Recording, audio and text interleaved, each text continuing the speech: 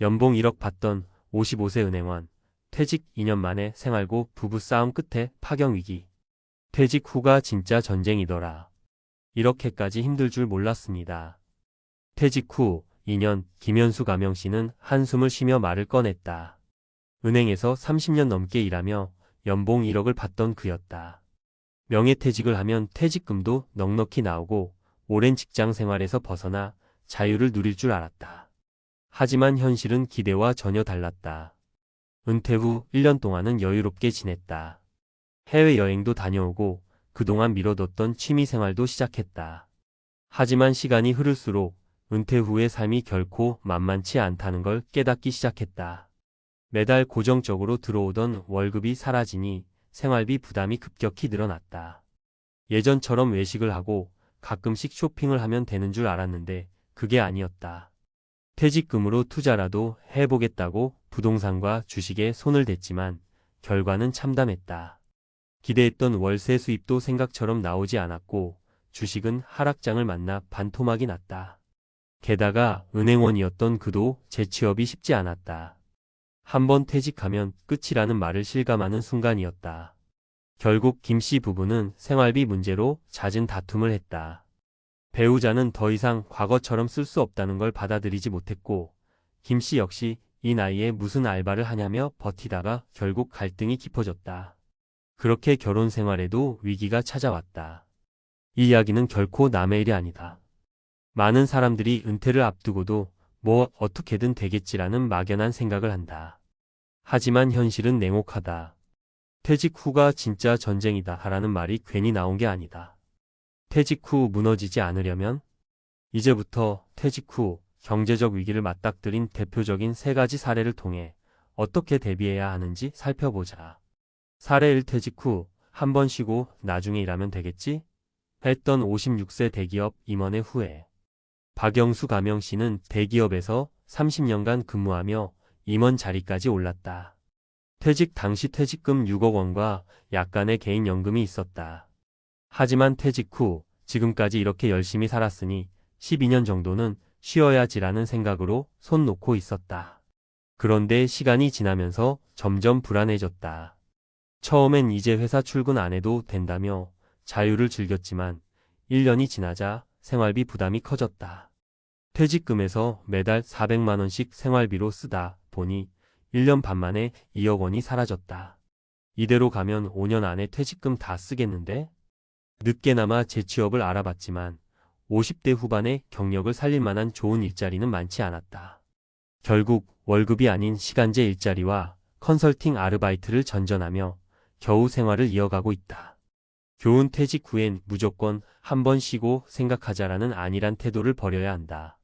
퇴직 후에도 지속 가능한 수입원이 있는지 반드시 점검해야 한다. 사례 2. 퇴직금으로 투자하면 월세만 받아도 살겠지 했던 55세 공무원의 오산.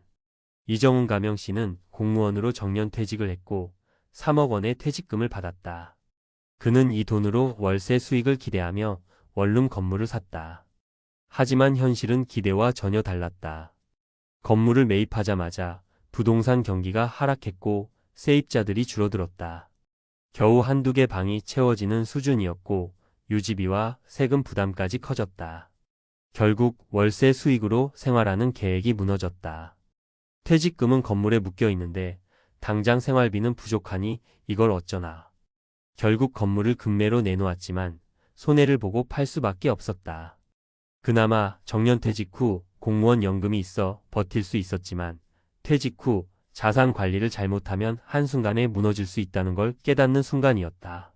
교훈 퇴직금은 쉽게 묶이는 투자보다는 유동성이 확보된 상태에서 관리하는 게 중요하다.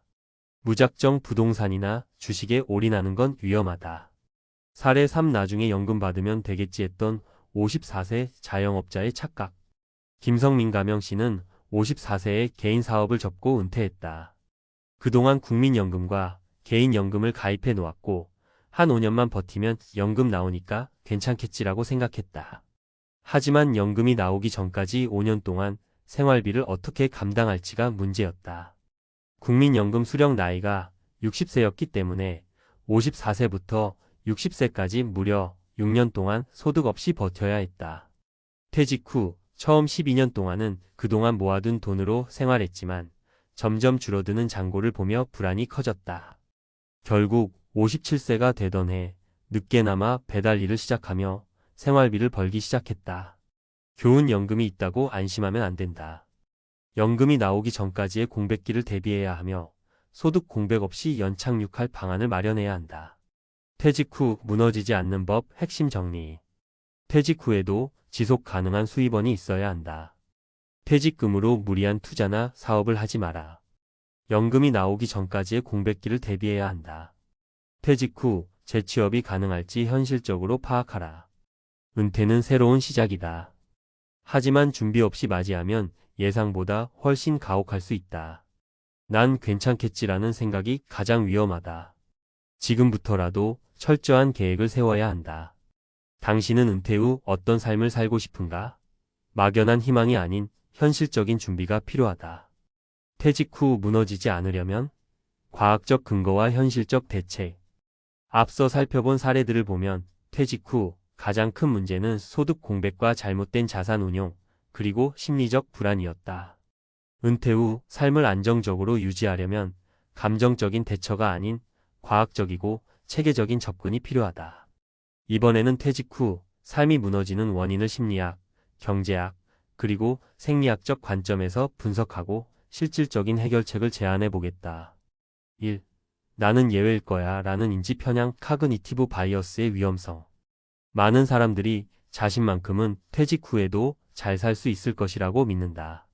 하지만 이는 낙관적 편향 아프터미점 바이어스 때문이다.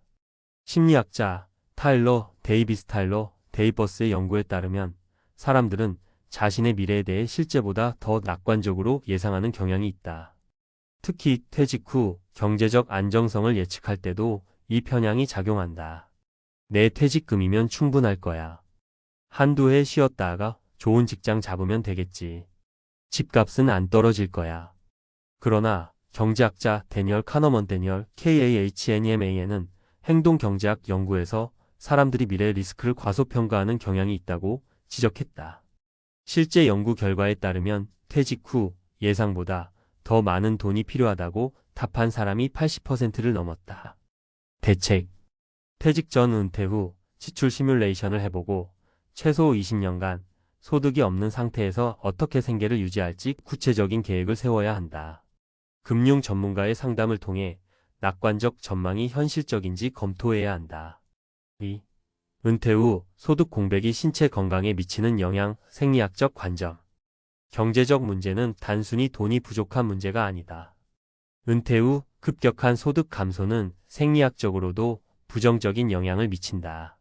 미국 국립보건원 NIH의 연구에 따르면 퇴직 후 소득이 급감한 사람들은 코르티솔 스트레스 호르몬 수치가 평균 30% 이상 증가했다. 코르티솔이 지속적으로 높아지면 면역력 저하, 감기, 대상포진, 암 발병률 증가, 혈압 상승, 심장병, 뇌졸중 위험 증가, 수면 장애, 우울증, 치매 위험 증가. 또한 소득이 부족한 사람일수록 영양 상태가 나빠지고 의료비 부담 때문에 건강검진을 소홀히 하게 되는 문제도 발생한다. 노후 파산한 사람들의 평균 수명은 그렇지 않은 사람들보다 510년 정도 짧다는 연구 결과도 있다. 대책. 은퇴 전부터 소득 공백 기간을 대비하여 퇴직 후에도 유지할 수 있는 일자리를 마련해 둬야 한다. 의료비 절감을 위해 건강보험 혜택을 최대한 활용하는 방법을 미리 공부해야 한다. 3. 재취업이 생각보다 어려운 이유, 노동시장과 뇌신경과학 관점. 많은 사람이 퇴직 후 나중에라도 일하면 된다고 생각한다. 하지만 50대 이후 재취업이 어려운 이유는 개인적인 능력 문제가 아니라 노동시장과 뇌신경과학적인 변화 때문이다. 노동시장 분석. 고용주의 시각. 5060대는 연봉이 높을 가능성이 크고 조직 적응력이 떨어질 거라고 생각한다. AI 자동화 증가, 단순 반복 업무뿐만 아니라 경력직 일자리조차도 AI에 의해 대체되는 속도가 빠르다. 업무 스킬 변화, IT 기술, 데이터 분석, 자동화 관리 능력이 필수인데 이를 배울 기회가 부족하다. 뇌신경과학 분석. 신경가소성엔 EUROPL, AST, ICITY의 저하, 40대 후반부터 새로운 기술을 익히는 속도가 느려진다.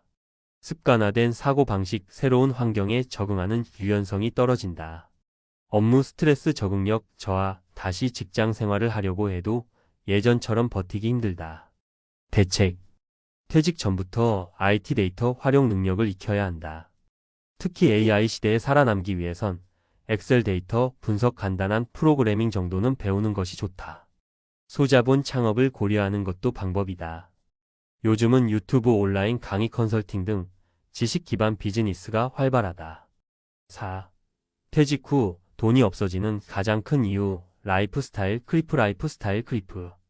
퇴직 후에도 과거의 소비 습관을 유지하는 사람들이 많다. 이는 라이프스타일 크리프 때문인데, 쉽게 말해 돈을 벌 때의 소비 수준을 퇴직 후에도 유지하려는 현상이다. 실제 사례. 고정비 증가, 자동차 유지비, 외식비, 골프 모임비 등. 자녀 지원 부담. 퇴직 후에도 자녀의 결혼 자금, 주택 자금 지원. 퇴직 후 집안 리모델링, 집에서 시간을 많이 보내다 보니 가구 인테리어 교체 충동. 미국 퇴직연구소 EBRI 연구에 따르면 퇴직 후 5년 동안 소비 습관을 바꾸지 않은 사람들은 퇴직금이 예상보다 3배 빠르게 소진되었다. 대책. 퇴직 후 소비 패턴을 과감하게 바꾸는 것이 필수다. 예를 들어 차 유지비가 많이 든다면 경차로 바꾸거나 대중교통을 활용하는 것도 방법이다. 자녀 지원을 줄이는 법을 배워야 한다. 부모가 재정적으로 무너지면 결국 자녀에게 더 큰 부담이 된다. 결론. 퇴직 후 무너지지 않으려면, 퇴직 후 안정적인 삶을 살려면 심리적, 경제적, 생리학적 요인을 모두 고려한 철저한 계획이 필요하다.